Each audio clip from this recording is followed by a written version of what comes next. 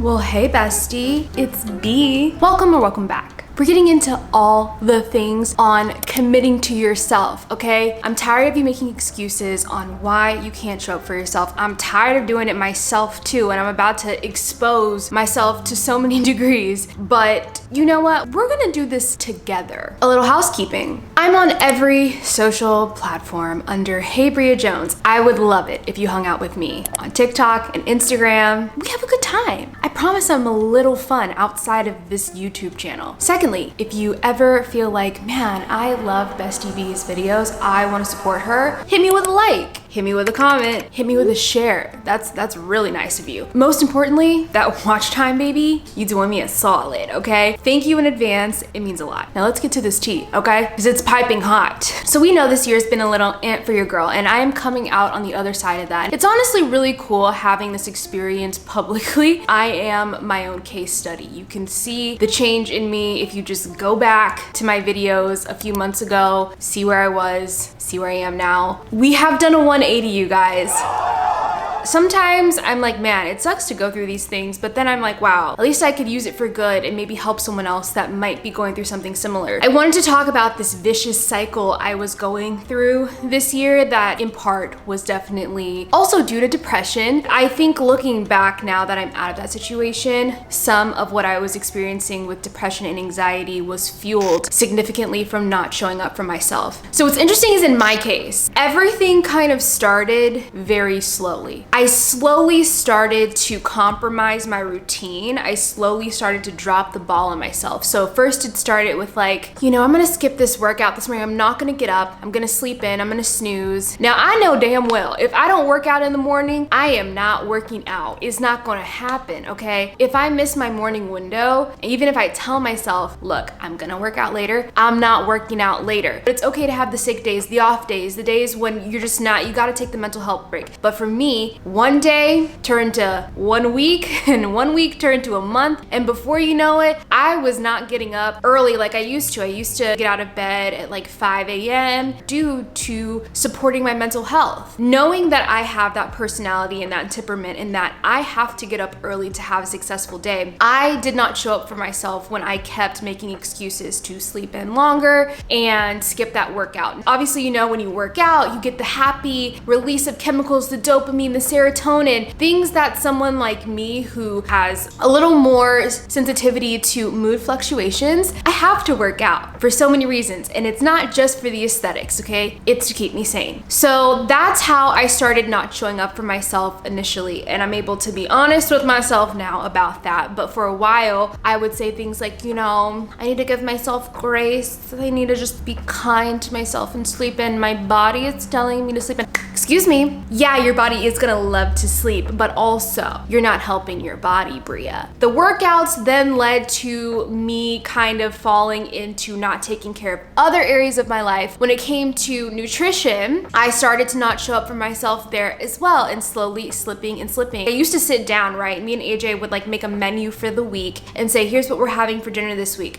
No, we went crazy with takeout. And there's nothing wrong with having takeout here and there, but obviously the nutritional value is just not gonna be like it is when you cook at home. In addition to not having good workout habits, now my food is also being affected. Then we see the spiral of my mental and physical health. So now I'm not feeling good mentally, and now because of the nutrition, I'm starting to see a difference physically, which is now leading me to have issues with my confidence and my body image and blah, blah, blah, blah, blah. But most importantly, I don't feel good anymore. I feel tired, I feel sluggish, I feel unmotivated. And it's these two little decisions that I made to not show up for myself in these areas that had a huge impact on me. Now, I'm not saying this is entirely the reason why I was dealing with depression and anxiety, but I am saying that they are a huge factor in helping me stay above water and keeping me in a really good place. I stopped showing up for myself, okay? The thing is, when you start to let yourself down in one area, it gets really easy to continue to let yourself down in other areas. So this is a big piece of commitment to yourself, the consequence. We obviously show up for work because there is a consequence if you don't show up. You're just gonna get fired. They're going to replace you. There are consequences for your actions. With me, my consequences happened slowly over time, so it was really easy for me to not see the effects of it until all of a sudden I'm overwhelmed, I'm drowning, I have no routine, I have no motivation, I'm completely knocked off my path because it has been a very sneaky, slow change. Initially, you're like, oh, there's no consequence for sleeping in because you're not gonna fire yourself. That's what's hard about committing to yourself, because we're not gonna punish ourselves. Now we might feel a little bit of guilt, a little bit of shame, a little bit of frustration, but more than likely, we'll get over it. But the consequence might show up for you later. You have to think forward. Like, what I'm doing today is gonna show up in the next 90 days. So I try to think of it like that. Even especially like with food, I notice if the week before, like I go on vacation, I'm eating like a human garbage can, I don't feel it then. I feel it the next week. I see it, I feel it, I'm puffy, I feel like slow, I'm probably constipated as hell. The effects that you're doing today are not gonna show up in this moment. You're going to see them in the future, especially when you're being consistent with these habits. And I think what trips us all up is we're so caught up in like instantaneous results. That is not real life. That's not gonna happen. If you wanna see real change in your life, you have got to be consistent. Just when you're making progress, you drop the ball on yourself because you're not seeing it, right? You gotta get out of that mindset and remind yourself that what I'm doing today, I'm gonna be so proud of myself for in the next 90 days. Back to consequences. I realized I wasn't getting things done because I had no consequences for myself, but I needed to create some consequences for myself, okay? Because I wanna get out of this bad cycle, this bad headspace more than anybody. So who gonna do it? Not some little magical genie. Bestie B's gotta show up for herself. No one is coming to save you, okay? With love and light, you are your only hero, okay? It is nobody's fault that you don't take care of yourself. These are all things you have got to make time for because you are worth it. So stop creating these ideas that, oh, like it doesn't matter, because I know half of you that have kids, you would do it for your kids, you would do it for a friend, a family member, you would go out of your way for them, but why not you? So with me, I had to create some consequences. Like I said, I started with the working out. So I said, okay, twice a week, we're gonna do something. Now, what consequence can I give myself to make sure that I'm getting a workout in? So I hired a personal trainer and I got a damn good one, okay? I was incredibly honest with her about where I was when I started, and she has seen me progress throughout this. Now I get we can't all hire a personal trainer, but before I hired Julia, my trainer, I bought like credits. A lot of you know I love hot Pilates. It's something that really helped me in my dark days to just get in that room of like 100 degrees and shake some ass. And also, if you're in Dallas, I'm getting a code soon for that. If you want to do a free class there and come work out with me, just come follow me on Instagram for that. Sorry, side note. But yeah, I love that workout, right? So I had to pick something, one that I loved, that I knew I would be excited to go to, but still have that consequence. So you've got like, I think 24 hours to cancel that class or you get charged. I'm not trying to lose money like that. In this economy,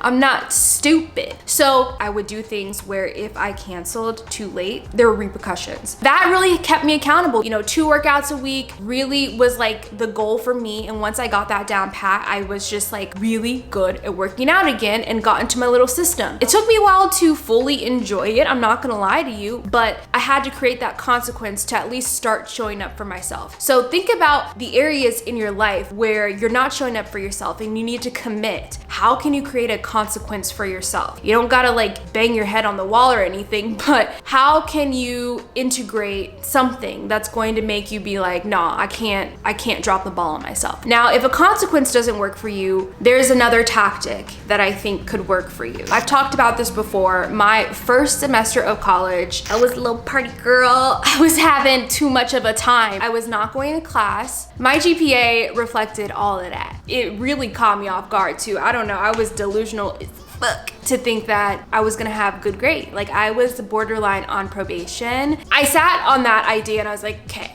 I can have fun, but I need to get serious here. I thought about that tuition. I thought about how much munties I was wasting. So what did we do? We printed out our tuition and I put it next to my bed. So when I woke up, I saw that number and I was like, let me get my ass up. You don't want to waste money like that. And look, my parents were helping me pay for that. And also, I was paying for that, okay? I'm still paying for that. Like this video for the AdSense so I can pay off my student debt. But I was like, if this is going to be how much we're investing into my future, I need to get the fuck up. What am I doing? That's disgusting, Bria. And it worked. I had to do a little shame tactic on myself, but it wasn't really shame. It was more so just like a harsh reminder that here I am presented with an opportunity to go to college, one of the first in my family given the opportunity to finish college, and I'm out here busting it down in somebody's fraternity basement. Like, what? So I had to flip that script and give myself a visual reminder. If a visual reminder works better for you, then try something like that, but make sure it's a good one, okay? Just look at how this one little decision to not wake up and go to class impacted my entire GPA. And oftentimes, it starts by just getting your ass out of the bed. Isn't that crazy? This is a huge part, at least in my circumstances. I gotta get out of bed because clearly these are where my issues are coming from. Me loving to sleep way too much. Now, the other tactic, if this works for you, is to just be brutally honest with yourself, okay? Why wasn't I showing up for myself in certain areas? And even this year, why was I not choosing me? And it came down to my confidence being really low. The way I saw my self-worth at that point, it was all really low. I didn't think I was worthy of actually seeing change in my life and becoming this version of myself that was happier and healthier. I didn't think I deserved that. I didn't think I could even do it because I didn't have trust with myself. I had dropped the ball so many times that I forgot that I was capable. I needed to build that trust back up with myself and my body and my confidence, everything. Like, I needed to get good with me again. So that's where we had to take the steps with,